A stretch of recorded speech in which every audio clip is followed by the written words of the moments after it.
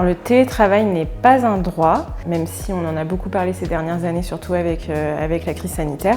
Ça reste un mode de travail qui est basé sur un commun accord entre l'employeur et le salarié, donc de sorte que le salarié ne peut pas s'en prévaloir comme un droit, tout comme l'employeur ne peut pas s'en prévaloir comme une obligation.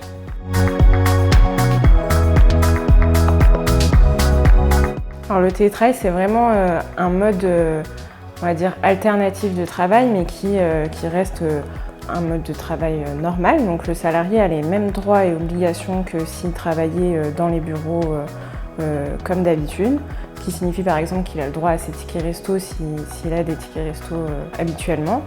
Mais ce qui signifie aussi par exemple que l'employeur doit toujours décompter son temps de travail et qu'il ne peut pas faire les horaires qu'il souhaite et qu'il doit quand même respecter les pratiques qui sont en place au sein de son entreprise.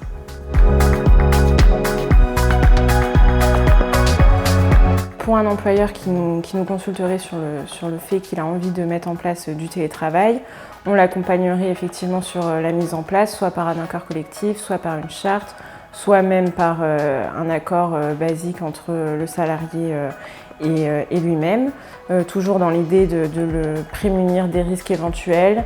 On lui rappellerait aussi par exemple qu'il a toujours l'obligation de décompter le temps de travail parce qu'il peut quand même avoir des contrôles de l'inspection du travail sur ce sujet.